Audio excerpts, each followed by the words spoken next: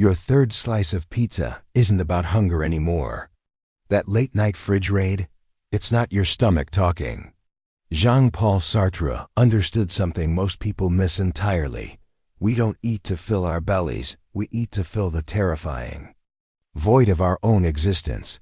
Picture this. It's 2 a.m. You're standing in front of your open refrigerator, bathed in that cold, artificial light. You've already eaten dinner. Hell, you even had dessert. But here you are again, scanning shelves like you're searching for something that was never food to begin with. Sartre would have called this moment pure theater, the absurd performance we put on when we can't face the raw reality of being human. See, gluttony isn't really about food. It never was.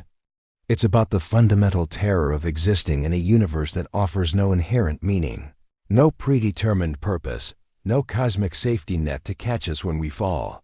When Sartre wrote about nausea, that overwhelming disgust with existence itself, he wasn't talking about being physically sick. He was describing the moment when you realize that every choice you make, every bite you take, every breath you draw is completely and utterly your responsibility. No God to blame, no fate to surrender to. Just you alone, making decisions in an indifferent cosmos. And that realization, it's fucking terrifying. So we eat. We consume. We stuff ourselves not because we're hungry, but because the act of consumption temporarily silences the screaming question that haunts every conscious moment. What's the point of any of this? Think about the last time you binged on something, anything. Ice cream, chips, an entire sleeve of cookies. In that moment, what were you really thinking about? I'll bet it wasn't the taste. I'll bet it wasn't even pleasure. You were thinking about nothing at all, weren't you? And that's exactly what you were after. Sartre understood that consciousness is a burden. To be aware, to think, to recognize your own existence, it's exhausting. Every waking moment, you're confronted with choices. What to wear, what to say, how to act, who to be. And underneath all those surface decisions lurks the biggest choice of all: how to justify your own existence. Food becomes an escape hatch. When you're focused on chewing, swallowing, tasting, your mind gets a temporary reprieve from the existential weight of being. You're not thinking about your mortality. You're not wondering whether your life has meaning. You're just consuming. But here's where Sartre gets really interesting. He argued that this kind of escape is ultimately an act of bad faith, a deliberate self-deception where we pretend we don't have choices when we absolutely do. Every time you reach for that extra serving, you're making a choice. Every time you tell yourself, I can't help it, you're lying. The truth? You're choosing to eat because facing the alternative, sitting with your thoughts, confronting your freedom, accepting responsibility for who you are, feels impossible. Sartre wrote, "Man is condemned to be free." Think about that phrase for a moment. Condemned. As if freedom itself were a prison sentence. Because in a way, it is. You wake up every morning with infinite possibilities stretching out before you. You could quit your job, move to another country, completely reinvent yourself. You could be anyone, do anything, create whatever life you choose. And that infinite possibility is absolutely terrifying. So instead of embracing that freedom, we create elaborate systems to constrain ourselves. We follow diet's strict rules about what we can and can't eat. We develop routines, habits, addictions. Anything to narrow down the overwhelming array of choices life presents. Gluttony becomes a way of choosing not to choose. When you're in the middle of a binge, you're not making conscious decisions anymore. You're following a script, playing out a pattern, surrendering your freedom to impulse and habit. It feels like relief because temporarily you don't have to be responsible for who you are. But Sartre would argue that even this surrender is a choice. Even the decision to not decide is a decision. You can't escape your freedom by eating it away. You can only postpone the inevitable confrontation with Your own responsibility. Now, I'm not here to shame anyone for their relationship with food. Sartre wasn't interested in moral judgment, he was interested in truth. And the truth is that most of our behaviors, from overeating to overworking to endless scrolling on social media, serve the same fundamental purpose. They help us avoid the existential weight of being conscious, free, and fully responsible for our own lives. The question isn't whether this avoidance is good or bad. The question is whether it's working for you. Because here's what Sartre understood that most self-help gurus miss entirely. You can't solve an existential problem with behavioral solutions. You can't diet your way out of the human condition. You can't meal prep your way to meaning. You can't count calories and somehow escape the fundamental reality that you are alone in the universe, making choices without a guidebook, creating meaning without guarantees. But, and this is crucial, that doesn't mean you're powerless. It means the opposite. Sartre believed that recognizing your absolute freedom was the first step toward authentic living. Once you stop pretending that your choices are made for you by your genes, your upbringing, your circumstances, your cravings, you can start making choices that actually align with who you want to be. This doesn't mean becoming a robot who never enjoys food. It means becoming conscious of why you're eating when you're eating. Are you hungry? Great, eat. Are you bored, anxious, or trying to avoid thinking about something uncomfortable? That's information. Use it. When you reach for food as an escape, pause. Not to judge yourself, but to recognize what's really happening. You're a conscious being trying to temporarily escape consciousness. You're a free person trying to temporarily surrender freedom. You're a meaning-making creature trying to temporarily avoid making meaning, and that's completely understandable. Being human is hard work, but recognizing the pattern is the first step toward changing it. But let's be real about something. Embracing existential responsibility doesn't make life easier. If anything, it makes it more challenging. When you stop using food or shopping or Netflix or social media to numb yourself, you have to actually feel your feelings. You have to sit with uncertainty. You have to confront the big questions about meaning and purpose and mortality. This is why most people prefer the cycle of guilt and temporary relief that comes with unconscious overeating. It's familiar. It's predictable.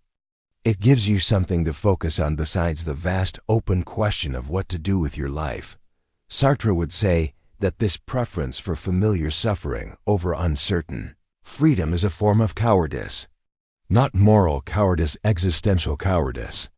The fear of being fully alive, fully conscious, fully responsible for who you are and who you're becoming. But here's what he'd also say. Recognizing your cowardice isn't the end of the story. It's the beginning. Because once you see it clearly, you can choose something different. Let me paint you a different picture. It's 2 a.m. again, and you're standing in front of that open refrigerator. But this time, instead of unconsciously reaching for something to stuff down your existential anxiety, you pause. You feel the cold air on your face. You notice the hum of the appliance, the soft light illuminating your kitchen. You recognize that you're not physically hungry. You acknowledge that you're seeking something food cannot provide: certainty, comfort, meaning, or simply the temporary absence of thought. And then this is the crucial moment. You choose. Maybe you choose to eat anyway, but now it's a conscious choice rather than an unconscious compulsion. Maybe you choose to close the refrigerator and sit with whatever uncomfortable feeling was driving you toward food. Either way, you're no longer sleepwalking through your own life. You're awake. You're present. You're exercising the freedom that Sartre insisted was your birthright and your burden. This doesn't solve everything. You'll probably find yourself back in that kitchen again, facing the same choice. But each time you bring consciousness to the moment, you're practicing what Sartre called authentic existence, living in full awareness of your freedom and taking responsibility for your choices. The radical truth that Sartre offered isn't that life has inherent meaning, it's that life has whatever meaning you create for it. And you create meaning through your choices, moment by moment, decision by decision. Every time you choose consciousness over numbness, presence over avoidance, authentic action over unconscious habit, you're literally creating the meaning of your existence. Not finding it, not discovering some predetermined purpose, but actively constructing it through how you choose to live. This applies to everything, but it's especially relevant to our relationship with food because eating is such a basic, frequent, unconscious activity. If you can bring awareness to how and why you eat, you're developing the muscle of consciousness that you can apply to every area of your life. You're not just changing your eating habits. You're practicing the fundamental skill of being human, making conscious choices in an uncertain world. Here's what this looks like practically. The next time you find yourself eating when you're not hungry, try this experiment. Stop mid-bite. Not to punish yourself, but to wake yourself up. Notice the taste, texture, temperature of what you're eating. Notice your breath, your heartbeat, the sensation of your body in space. Then ask, what was I thinking about right before I started eating? What feeling was I trying to avoid or change? What choice am I making right now and why? Don't judge your answers. Don't try to fix anything. Just practice the radical act of being fully present in your own life. Because here's what Sartre understood that diet culture completely misses. The problem isn't the food. The problem is the unconsciousness. The problem is the refusal to fully inhabit your own existence. Food is just one of many ways we try to escape the beautiful, terrible responsibility of being human. But the escape is temporary, and the responsibility remains. You can't eat your way out of existence, but you can choose to exist more fully. As I finish writing this, I'm struck by how revolutionary this perspective really is. In a culture obsessed with quick fixes, life hacks, and simple solutions, Sartre offers something much more challenging and much more powerful: the recognition that you are entirely responsible for who you are and who you become. This doesn't mean you caused every bad thing that happened to you. It means you get to choose what to do with whatever life has dealt you. Your past doesn't determine your future, your choices do. And every meal, every snack, every moment of hunger or fullness is an opportunity to practice making conscious choices. To practice being fully present in your own life. To practice creating the meaning that makes existence not just bearable, but beautiful. The emptiness behind gluttony isn't something to be filled, it's something to be faced. Because on the other side of that emptiness isn't more food, more distractions, more ways to avoid being human. On the other side of that emptiness is you. Fully conscious, fully responsible, fully alive. And that, Sartre would argue, is exactly where you're meant to be. The refrigerator light is still glowing. The choice is still yours. What will you choose? But let's dig deeper into something Sartre would have found fascinating about modern eating patterns. We live in an age of unprecedented choice. Thousands of food options available at any moment. Delivered to our door, accessible 24/7. Yet somehow, this abundance has made the existential weight of choosing even heavier. Walk into any grocery store and count the cereal options. 30, 50, 100 different ways to start your morning. And each choice carries the weight of possibility. What if you pick the wrong one? What if there's a better option you missed? What if this seemingly trivial decision somehow reflects something deeper about who you are as a person? Sartre called this the anguish of freedom, the overwhelming anxiety that comes from recognizing that every choice, no matter how small, is a choice about who you're becoming. And in a world where we're confronted with infinite options for everything, including food, that anguish has become a constant background hum in modern life. So we develop shortcuts. We eat the same breakfast every day to avoid choosing. We order the same pizza to avoid confronting possibility. We stick to familiar restaurants, familiar flavors, Familiar patterns, not because we particularly love them, but because they protect us from the existential exhaustion of constantly choosing. But here's where it gets interesting. Even these shortcuts are choices. The decision to stop choosing is itself a choice. And Sartre would argue that recognizing this is crucial to understanding why changing our relationship with food feels so impossibly difficult.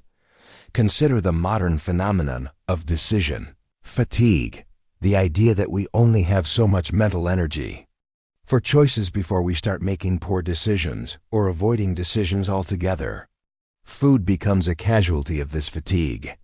By the end of a day filled with countless micro-decisions, the choice between a healthy dinner and ordering takeout feels enormous. But Sartre would push back against the concept of decision fatigue. He'd argue that it's not the decisions themselves that exhaust us. It's the weight we assign to them. The belief that there's a right choice and a wrong choice, and that we're somehow failing if we don't consistently make the right one. This is where diet culture becomes particularly insidious from an existentialist perspective. It promises to remove the burden of choice by providing rules, meal plans, point systems, external structures that supposedly eliminate the need for personal decision-making. Eat this, not that. Follow these guidelines, and you'll be good. But Sartre would see this as the ultimate act of bad faith. You're not actually eliminating choice, you're just pretending that someone else is making your choices for you. And when the diet inevitably fails, when you find yourself face-deep in forbidden foods, you experience it not just as a setback, but as an existential failure. You've betrayed not just your diet, but your attempt to escape the responsibility of choice itself. Let me tell you about something that happened to me recently. I was standing in line at a coffee shop, staring at the menu board, paralyzed by the options. Dozens of drink combinations, each with variables for size, milk type, sweetness level, temperature. The person behind me was getting impatient. The barista was waiting. And I was having what can only be described as an existential crisis over a fucking latte. In that moment, I realized I wasn't just choosing a drink. I was choosing who to be in that moment. The person who orders something adventurous and potentially disappointing. The person who plays it safe with a familiar choice. The person who asks for recommendations and risks seeming indecisive. The person who holds up the line while carefully considering options. Each possibility felt loaded with meaning, with judgment, with the potential for regret. And I understood, in a visceral way, what Sartre meant when he talked about being thrown into existence without a manual for how to live. I ordered my usual. Not because I particularly wanted it, but because choosing felt too heavy in that moment. And as I walked away with my predictable drink, I realized I just participated in the same pattern that keeps people trapped in unconscious eating cycles. This is why Sartre's philosophy is so relevant to understanding modern relationship with food. We're not just dealing with hunger and satisfaction anymore. We're dealing with choice overload, social media comparison, nutritional information overwhelm, and the constant pressure to optimize every aspect of our lives, including what we put in our mouths. Every meal becomes a moral choice. Every snack becomes a reflection of character. Every craving becomes evidence of weakness or strength. Food stops being fuel or pleasure and becomes a battleground where we fight out our deepest anxieties about control, worth, and meaning. But what if it didn't have to be that way? What if food could be just food? What if eating could be an act of presence rather than performance, choice rather than compulsion, pleasure rather than problem solving? Sartre wrote extensively about the look of the other, the way our behavior changes when we imagine we're being watched or judged. Social media has amplified this exponentially. Every meal is potentially photographable, shareable, subject to scrutiny. We don't just eat. We curate our eating. Think about the last time you ate something you felt you shouldn't have. Did you enjoy it? Or were you too busy anticipating judgment from others, from future you, from some internalized voice of dietary authority to actually taste it? This anticipatory shame is a form of temporal displacement. You're not present in the moment of eating. You're living in an imagined future where you're being judged for this choice. Sartre would argue that this displacement is a refusal to fully inhabit your own experience. When you eat something while already feeling guilty about it, you're not making a choice, you're playing out a script of self-punishment. The food becomes a prop in a drama about worthiness rather than a source of nourishment or pleasure. Here's a radical thought. What if the goal isn't to eat perfectly, but to eat consciously? What if the point isn't to never overeat, but to be fully present when you do?